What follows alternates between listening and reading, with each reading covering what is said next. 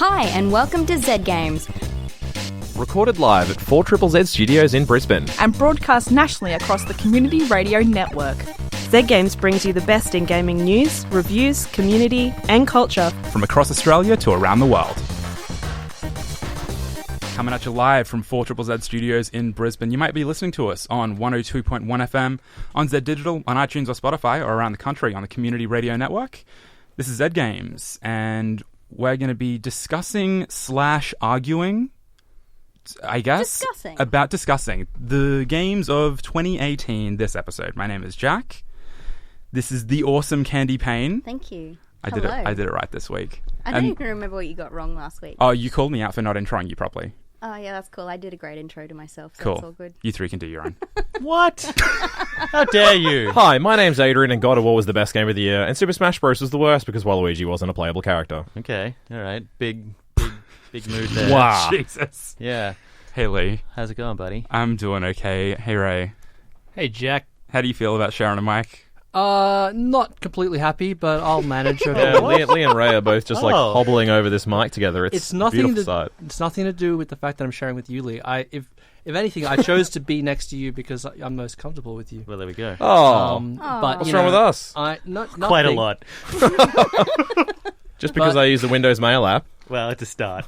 A voice like mine shouldn't be a side voice. It should be a main mic sort of deal. You know what I mean?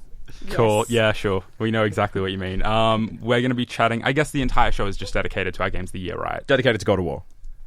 Yeah. Being the best game of the year. Multiple. We're each going to present our own game of the year under intense cross-examination from the rest of the team. That's how it's been, and that's how it always will be. My original review was under enough intense, I guess. It's fine. And, I mean, that's the entire episode. We usually have multiple things, but it's just that. And also, I guess, the news of the week. I mean, It's so weird hearing you not directly in front of a mic, mate.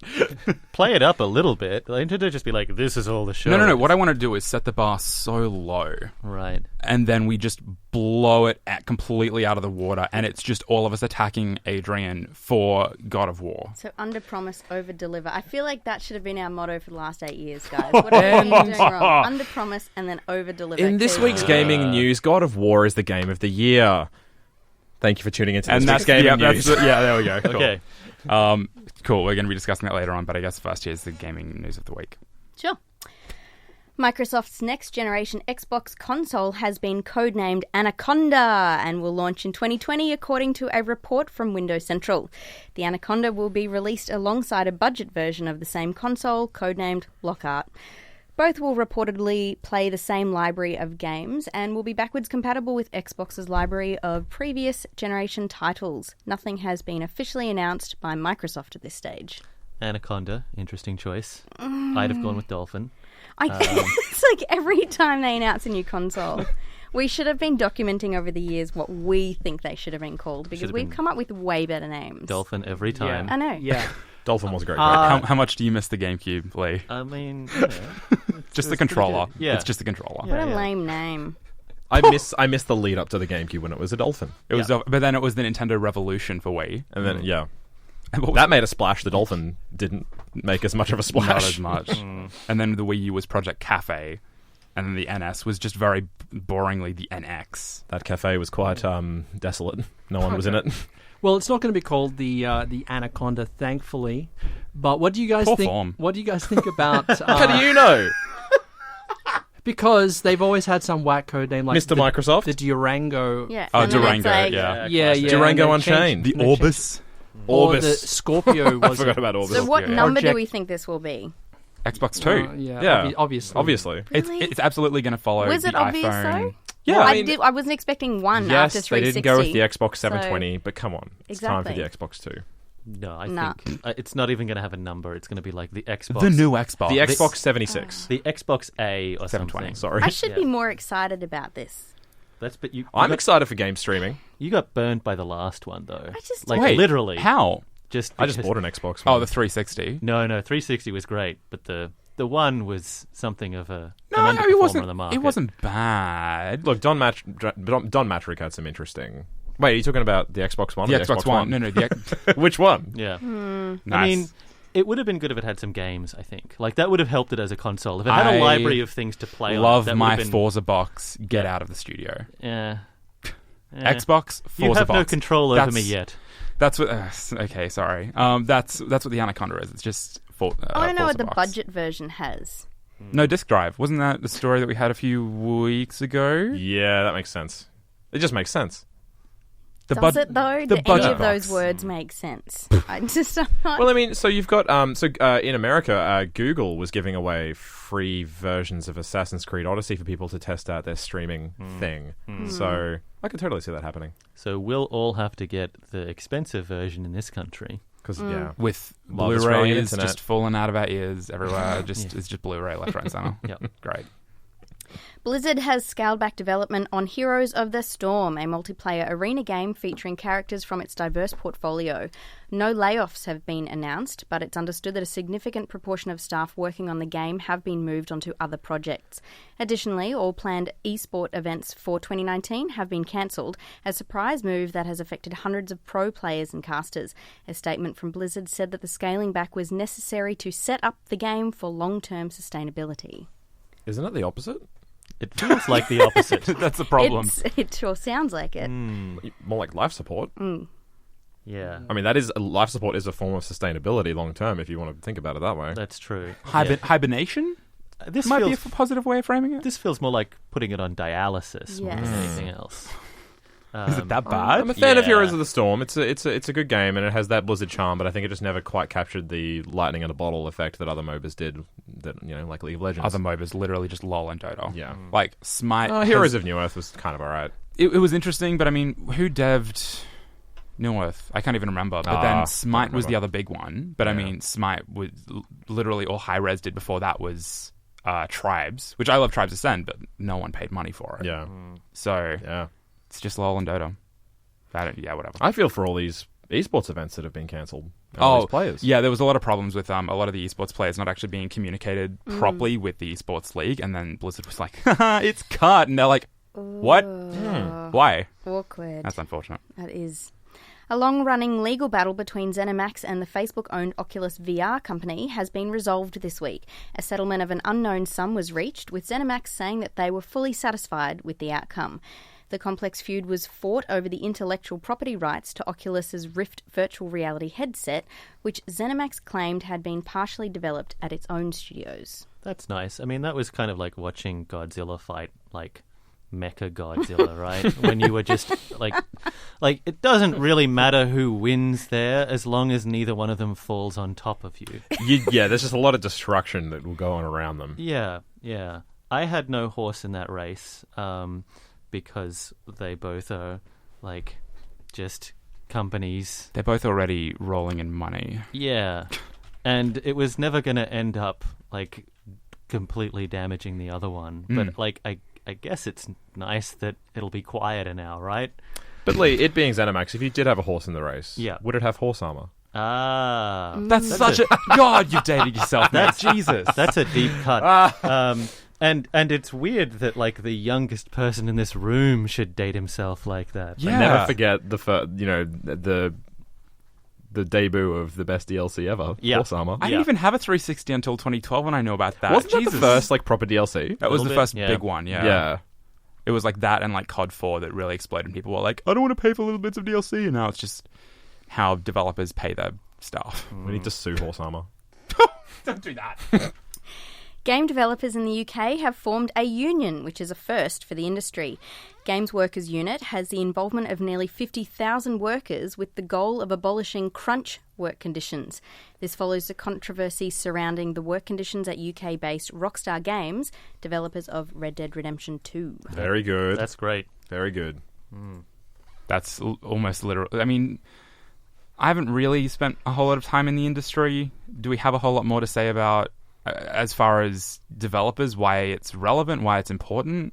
Yeah, Because I feel like it is important, but I'm fuzzy as to why. because in this industry where there is so much turnover and so many like young people desperate to get into it because of the way that the industry sells itself as being Yes. this like, dream thing to get into, it's very easy for bosses to essentially exploit that workforce, to work people until they are nothing but powdered bones, and then discard them when they try to get any kind of like actual living conditions, because they know that there are dozens of students and fresh graduates desperate to come in. So why has it taken this long? I'm sorry to kind of quiz you on this, but you seem to be at this point the kind of No, person. it's a good question. No, because primarily it's a very risky thing to try to agitate for unionism, because unless everyone is involved, then once again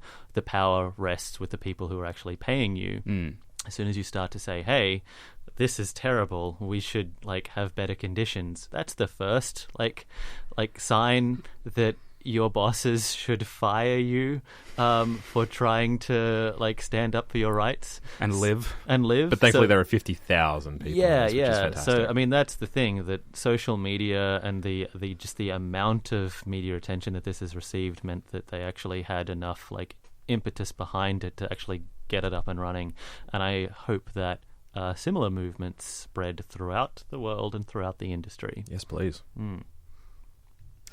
And finally, Alfonso Ribeiro, better known as Carlton from the 90s television sitcom The Fresh Prince of Bel-Air, is suing Fortnite developer Epic Games over the inclusion of a dance that he created. The dance is known in-game as the Fresh Dance, but is widely known to be identical to the Carlton dance, a gleeful set of moves with exaggerated elbow and shoulder motions. I don't feel like I had to say that because everybody should know what the Carlton dance is. Show us, Candy. I cannot. That's not how that works. It's radio. Show everyone. Let's hear that dance Not on radio. how this medium Let's hear those moves. works. Ribeiro's lawyer told TMZ that he wants Epic to take the dance out of the game and award him adequate compensation. He also said that he's moving to copyright the dance and will also go after other games that have used it without permission, including 2K Games' NBA series. This is not the only dance move and the only person that's currently suing. The Backpack Kid is also suing for the flossing dance. The fact that like it's one thing to want compensation, but to want it taken out of the game, it's like, my God, like come on, it's a bit of flattery.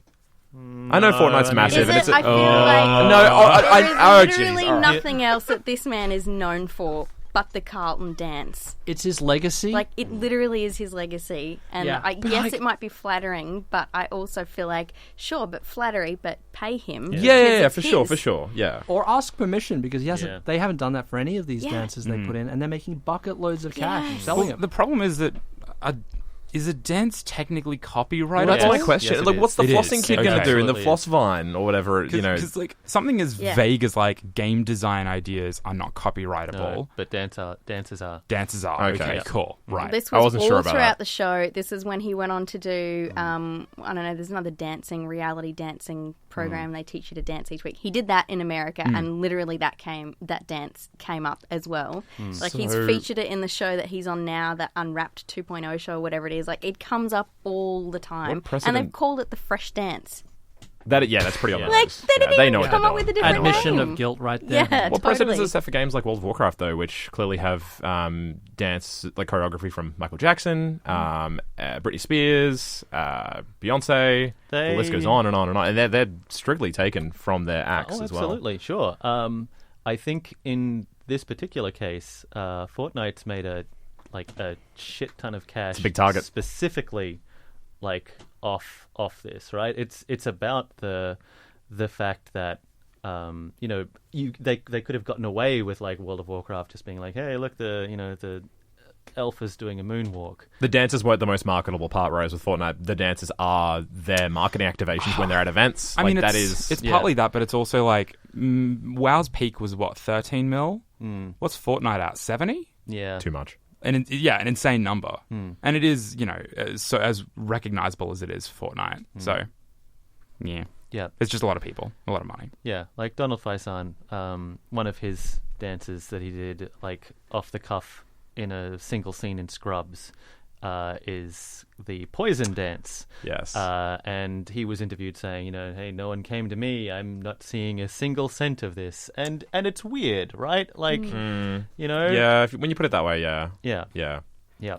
Like, I can see how, there is this concern about this sort of slippery slope argument, but on the other hand, just seek permission or do a derivative work, right? I'm oddly passionate about this story. I don't know why I got so fired up when I heard it. And then I saw the dance and I just clearly was a massive Fresh Prince fan. And I'm just not letting this go. So best of luck to him. I kind of hope he wins in this case, just to prove a point, if anything. Pay up, Unreal. And then change name to the Carlton Dance, because that's damn well what it is. Yeah. That is the game in Weekly, the week in gaming news headlines. Lost the game. What a feel, Jesus. You're listening to Z Games, and Celeste was the best game of the year. God of War. No, I'm not going to say it's the best game of the year. I'm going to say it's the best game that I played this year. Tell me why. Yes, that's the point of this. Because it came with a very mature, it's not super uncommon, but it was executed well. The story, the character writing, the themes around mental health. I think all of that was put forward and delivered really, really well. Also, the gameplay, I got paid out hard by you two for playing in assist mode. You did. I maintain that one of the strengths of this game is that you can... I also maintain that I only played with assist mode for the last quarter of the game. That the accessibility is a huge drawing card for the game so that everyone can jump in and access all of this content.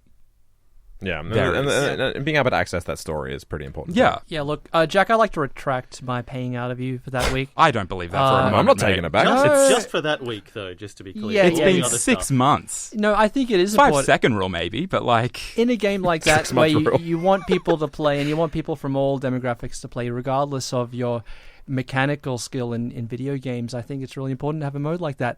And I think it's maybe a little unfortunate that you need it, Jack, as a video game professional. Oh, there we go. Took it- There we go. He found a way to twist it. He pulled out the knife and then he put it back in and twisted it. Wow. Oh my Beautiful. god. Man, No. he pulled it out and put a bigger knife. Oh, there you go. No, that's a knife. No, in all reality, in all seriousness, Celeste was one of my favorite games of the year, and I couldn't agree more about just the deft and delicate way it dealt with mental health, but also, wrapped that in a fantastic platform with fantastic music. And the gameplay was phenomenal. Like, for the first 3/4 of the game that I didn't play with assist mode, it was... you played... Did you finish the game with it at all? No. Cool. But you played through at least, the first half or so. Oh, yeah. It felt so good. Yeah. And you sucked at it. But it felt so good. Yeah, it was kind of the antithesis of Super Meat Boy in terms of its style, but it had that tight platforming that you want. It was so good. It was great. I loved it. I would like to say that that it is Game of the Year, and it has been recognized as one of the best indie games of the year, but it does not have the scope of a lot of the big AAA games that I did not play. So I'm going to leave it completely open for someone to jump in. Me. I'll do it. Hi. Okay, there you go. I usually go last, and screw that. I wanted to beat Ray. Yeah. Red Dead Redemption 2 was my game of the year, which is a big, expensive game about cowboys, which was kind of obviously gonna have a place in my heart. But this one worked for me for a number of reasons. The big one was that personally, this was also a year in which my cowboy father became incredibly ill about midway through the year, and so it was just sort of nice to have this as a sort of reminder of all of the things that he likes, and it's been I'm looking forward to being able to sort of show him this amazing cowboy game over Christmas. So beside the fact that it just sort of felt good and nice to have a Western, what I really enjoy about this game is that something that is I've seen a lot of people are driven crazy by, which is the incredibly glacial pace that it forces you to do a lot of things. But what I really enjoy about this is that it's so indulgent, but it's also just so lush in that when you're sitting down to play a game of poker with a bunch of people, every single movement there has been animated beautifully. Every every card deal, every chip throw. It's the next level of LA Noire. Yeah. But what I really like about it is that because it's so detailed and it's so engaging just to watch this, it feels like it's valuing my time in a very different way than other games that just sort of go like, all you want to do is the stuff. So we've cut out, like, if there's a button to skip everything, there's like no information. The map is going to tell you, go here, kill this man, come back, you get a new sword. It's just following a waypoint. Yeah, whereas this is like, no, like, we're going to make you do all of it. Take your time with it, but everything is going to be amazing. And I played Red Dead off the back of Assassin's Creed Odyssey, which felt like an Assassin's Creed game that had all of the Assassin's Creed shaved off. Gone, yeah. It's because it's all RPG now. And action. It's sort of trying to be like The Witcher, but without any of the attention that made that work as an open world. Whereas, so, like, that felt like a completely fake, like, false simulation. Ugh. Whereas Red Dead just feels like an authentic experience that I just want to, like, ride around in and just hang out in that place. And I never want to leave. That game immersion. Yes. And I resent having to leave that game just to be here right now. Still? Yeah, still. Maybe Wow. when you share this with your dad over Christmas and say, oh, hey, Dad, this reminds me of you and everything you love, maybe don't show him all the train robbing, the looting, the killing, Oh, no, he's all hog about tying. Yeah. Yeah, he's had a rich Dad? and storied career. Yep. Also, the horses can go backwards, which is very important to him. He always asks us whenever there's a horse in a video game. Can you reverse? Yeah. Clumsily, What? but yes. Yes. Hey, it's the attention to details that matter, though, and I think That is that's, from what I've heard, that's what Red Dead 2 nails. Mm. Because there was an argument that was about to break out. I know, I was waiting Earlier. for Razor and Lee, but then that was such a heartwarming story that... Yeah. It's disarmed you? Well, no, not me. It's arguments between How about Ray this? and I'll Lee. act as a bridge between the two because I had one foot in two camps game of the year. First one was Red Dead Redemption, as Lee so eloquently put, an amazing game with stunning attention to detail, and I just absolutely loved it as well. And I do have a few things to add as well, Please but I also had another foot in the Spider-Man camp. Which was a game that absolutely captivated me, and due to my love of the character over several decades, this one was it felt like a home run for me as a gamer. And very quickly, Lee, you gave a glowing review of this video game, Yeah. Spider-Man. I Yeah. mean, it wasn't perfect. No. A lot of there seemed to be a fair bit of minutia in your measure, but just experiencing the world was the best thing ever. Oh, yeah. The moment-to-moment gameplay for Spider-Man is astounding. But not Game of the Year. Not Game of the Year for me, no. Like, it is a joy to play, but it is not a joy to play in an extended fashion, I think. I agree. You spend a lot of time doing busy work. It felt extremely padded, but still gorgeous, and I completely understand why a person would have it as their Game of the Year. Yeah, so that's basically what it came down to. I think in this sort of gaming era landscape of all of these sort of multiplayer cash grab games that are sort of designed to churn the players through the hoops to grab money and sell DLC and sell consumables and all of that. It was so good to have this incredibly crafted single-player experience that is designed just for one person to go through and experience this complete story and experience. And now I know that Rockstar are going to tack on the Red Dead Online, and they will turn it into a cash grab. Well, maybe it's been like seamlessly integrated. But the fact remains is that the Red Dead Redemption 2 campaign is breathtaking in its scope and detail. And yeah, it's just a true pleasure. And I don't know, I just can't not award it Game of the Year just because it's so freaking good. And you can just tell, like, the amount of attention and the amount of craft that is in this game is simply astounding. And Rockstar, you know, they've done it for me.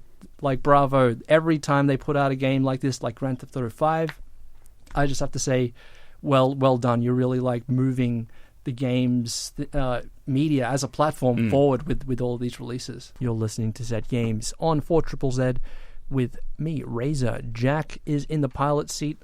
Lee, Candy, and Adrian are also here. and we are presenting our annual Game of the Year edition of the program. Now, Lee and I agreed on Red Dead Redemption 2. Jack went for the indie-developed Celeste. Beautiful. A little bit of an offbeat choice, but That's how I roll. This We shouldn't love be it. news. That's Yeah. good. we love it. But now I believe it's Adrian's turn. Oh! Dude, Oh, man. what? God of War is No, the best that makes game. Just sense. accept it, all right? Probably talk not about going God. to. Why are you so strong-headed about this, mate? Because Ray told me to come into the show ready to defend my Game of the Year, and I've done just that. So you I'm got blaming him Ray. guarded. You got him like on the offensive. But Jeez. I want to know why God of War resonated so strongly with me. Yeah, why? There needs Like- to be reasons, not just saying it loudly No. and repetitively. God of War, God of War. You God can't of just War. make like a Kotaku commenter. You got to give us something to work with. Give us the juice, man. God of War is a cinematic. I'm not going to say cinematic. yeah, no, I'm not going to say cinematic don't set it up like masterpiece that, because no. that is such a cliche term with gaming. But God of War is one of those games that just absolutely entranced me with its vision and its sense of, I suppose, it was a game that you could tell had an auteur behind it. Cory Barlog, the game's creative director, from the get-go, I mean, if you didn't know, this is a man who has created this game based off his own real-life experiences with fatherhood, and Vikings. real-life experiences with Oh, Vikings okay. too. Yeah, Cool. that too. Yeah. And it And shows in the depth of emotion in the game that you experience. And also, just the gameplay is just bloody fantastic. From the moment I swung Kratos' axe in this game, and then pressed the triangle button to return it to his hand, and felt the vibration in my controller and the animation on screen, I knew this game was going to be something special because the way it connects you with its world, with that axe, and then with other weapons later on in the game, which I won't speak of right now, but that are done in an incredible fashion, is quite something else. And this is also a game that doesn't have I don't think has a single cut Yep. in it. Many cuts that are inflicted on enemies, but Yeah. no cuts that are inflicted on the game's All the same camera scenes. movement. Yes, and that gives it a almost ethereal sense of continuity and fluidity that just makes you not want to stop playing. Whereas, with a game like Spider-Man, where I feel like you need to kind of play it in chunks. Sorry, Candy. Yeah, man. Far out. God of War This is a your game that I could just keep playing for hours and hours and hours, and the acting was incredible. The story, I think the test of a good piece of work is when you want to keep interacting with it, playing it or watching it, no matter what it is, movie, game, book, just to find out what happens at the end. And God of War did that for me. Oh yeah. And boy, it was spectacular. What do you think, Lee? I loved it. I think it's fantastic, and I think everything that you said is spot on. It is like a true masterpiece that has been like so lovingly crafted, and it is absolutely a contender. But I think we should find out what Jack thinks of the Spider-Man game that came out on the PlayStation. I'm gonna be the one person that doesn't throw you under the bus very explicitly. Like I set everyone up to do that to you, and I feel a little bit sorry about that. That's fine. I wasn't even going to talk about Spider-Man. That wasn't my game. Oh man, wow! No, Candy I'm Paint's kidding. feeling the Oh my god. No, Candy it is feeling the totally pain. was. Why'd you like Spider-Man, Candy? Oh my god, because it was just such a breath of fresh air from everything else that I'd been doing in my life, in my video games. It just kept me happy. It kept me up at night thinking about it. I didn't want to go to work because I wanted to keep playing different missions. And I mean other reasons as well, probably. Like not going to work or what? No, playing. No. No, so many other reasons. It feels like it's just comical and lighthearted with a bit of fighting, when you're just looking at it from a distance. But then I feel like it was really genuinely built up by the storyline. Like, he's this young guy. He's still just a kid himself that is just kind of thrown into such adult things, and he's got all these like kind of teenage things happening on the side. Like, he's got a girlfriend and they've broken up, but he's got the things for her still, and all the heart feels there. That was lovely. But and then he's got his sick aunt or whatever's going on. Like, he can't pay Ben his guy. bills. Yeah. He can't pay his bills, and he spends time in a homeless shelter, and it's just like he's struggling with everyday life, and he's trying to balance that while being this like super cool superhero it was so perfectly balanced the whole way through. It leveled up when you needed it to, but it felt organic and natural with the skills that you were acquiring, the new suits that you got. I love that everybody's gameplay is going to be totally different based on what suit they've chosen, what powers they've chosen. Like, I guarantee everybody here at this table has had a different set of powers that they used. You know, like I had Spider-Bro the whole time, and I loved the old 2D comic, suit. Like, but suit. That was just so much fun. So it was just those kinds of things, but with a genuinely heartwarming story that then obviously builds and builds and becomes so climactic, and there's so much fighting at the end. I got a little bit sick of the last scene. I felt like it just went on way too long, and I couldn't kill people quick enough. But aside from that, it was charming. He was funny. He tried to make jokes, which just kind of went down like a lead balloon. But then that was funny because nobody else found him funny. So I thought it was cute, And it's just, it asks you to kind of take your time in playing as well. Don't follow the main storyline super quickly. Take some time, play the side missions. Then you realize there's no more of them to play. So get back onto the main mission. But then all of the side missions were so uniquely different as well. And that was kind of new for me. It's just, you weren't always just trying to break through a stronghold or whatever else is in a bunch of other games at the moment. But it's, they were all so unique. It was like swing through pollution clouds and collect samples for Harry's mum. It was just all of these incredible things that just kind of kept me going. And then the download content came out, and it was all that, even extra that stuff. was so much more Can exciting. you please gush about the web slinging and how good that opening scene Oh, was? because it is so smooth. I felt like I was flying myself. The problem was, I played this and then I went into Red Dead, and I think my very first words to Ray when he asked what did I think of Red Dead was like, it's real bobbleheady. That's the only way I could describe it. I'm not even kidding. That is how I described Red Dead, which it's a beautiful game, don't get me wrong, love it. But going from something that was just so smooth and just zipping between the buildings and just dropping down, and then just before you hit, you just swoop up again. It was just so smooth. And then going from that into Red Dead, I was just like beating around on a horse, and I just couldn't keep my vision straight. And I think I was going cross-eyed for the first 3 days that I played Red Dead because I was just so used to it just being so beautiful. But I even took the time. This is going to sound like an epic nerd thing. Okay, cool. But That's fine. I spent like a solid 40 minutes Googling, Friends, a TV show. Massive fan over here in this corner. Sure. As soon as I realised we were in New York, I tried to find the street. So I went to the corner of Grove and Bedford Street in the game and found the Friends building. It wasn't the exact one. Was And there any central perk?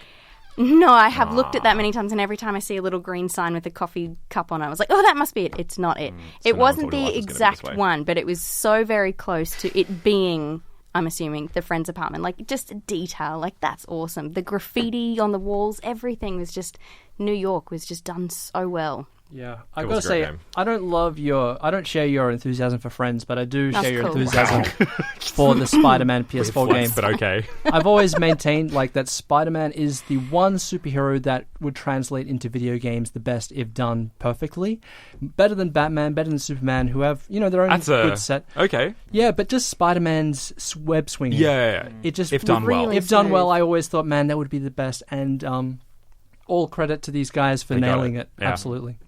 Awesome. Those are the games of the year.